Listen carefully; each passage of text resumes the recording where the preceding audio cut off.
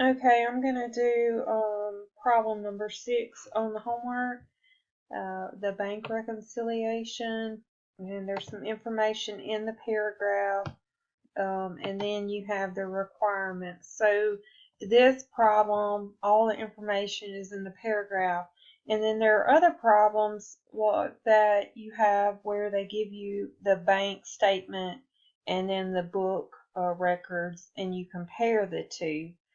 So on this one, we'll get all of our information from above. We know that we're going to start with the bank balance. So if you read in the paragraph, um, it says the bank statement's balance is $930. And then we need to look for if there's some deposits that are coming in that haven't gotten to the bank yet. And I see here that there's a deposit coming in to the bank soon. It's in transit. So we need to add it to our bank balance because it's not included yet because it has not been received at the bank yet. And the only reason we know that it's in transit is because we have the book records, and we know that the book records show that there was a check that came in or money that was collected that we haven't deposited in the bank yet, that hasn't gone through. So the only other thing we may have is some outstanding checks. That's usually what it is. And so there's some checks that have not, some checks we have written and recorded on the books that have not cleared the bank yet. So we know the bank balance is going to go down once those checks clear by $480. So our ending or our adjusted bank balance would be the 2720 minus the 480, which is 2240. And then as far as the books, we're going to do the beginning balance on the books, and let's see, during October, the balance, there it is, 2181.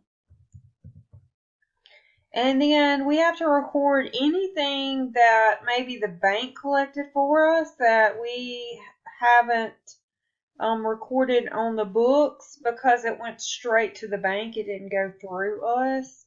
So there's a rent collection that went straight to the bank collected for us. So a collection of rent of $430. So they collected that for us.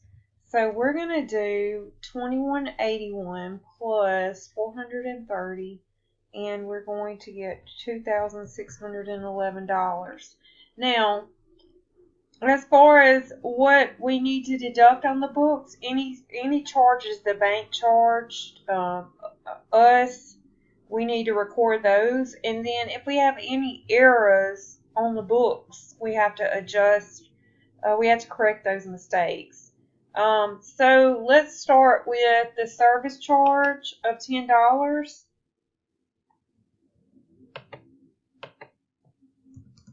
And then we have a non-sufficient funds check totaling $85. It bounced. So what happened is we thought we received a check maybe in the mail, and on the books we recorded that we received $85 cash. We took the check to the bank. The check was deposited in the bank. The bank went to cash the check, and there was no money in that person's account, and the check bounced. So now we have to reduce that cash that we had recorded for $85. We have to take it back out because the check bounced. And then the printed check charge of $24, and I think there was an error. The business recorded $280 check by debiting salaries, expense, and cash for $28. So we really were supposed to record it at $280. So we need to reduce cash by $252. because we only credited cash for 28 and we need to credit it for 250 more. So cash is going to go down by $252 more. Now we have to add up the total we're going to subtract, which should be 371, and then the adjusted book balance will be the 2611 minus the 371, and I'm going to scroll back up. I got 2240, which is what it should be if I did everything correct. Now we're going to begin journal entries, the EFT collection of $430. We need to record that cash on our books because the bank recorded it and the bank received it, but we never recorded it on the books until now because that's why we do the reconciliation. So that would be rent revenue, and the description would be to record rent collection, collect by EFT. Then the entry to correct the error, we should have debited salaries expense for $28. For $280. We only debited it for $228, so we have to debit it for $252 more that we left off. And then credit cash for $252, and that's going to be to record the error on the salary check. And then we need to journalize the adjustment for the non-sufficient funds. This customer's check bounced, so they still owe us. So we're going to debit accounts receivable for $85, and we're going to credit cash. So basically, when the customer mailed the check in, we debited cash and credited accounts receivable. But now that it bounced, we're reversing that entry. And non-sufficient fund check returned by bank. And then the charge for the printed checks is a bank expense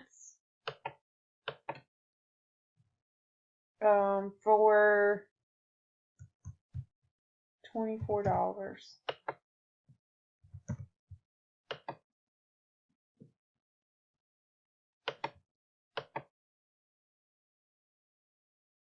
Let's see, that was the printed check charge. And then the service charge is going to be a bank expense also. So the service charge is $10.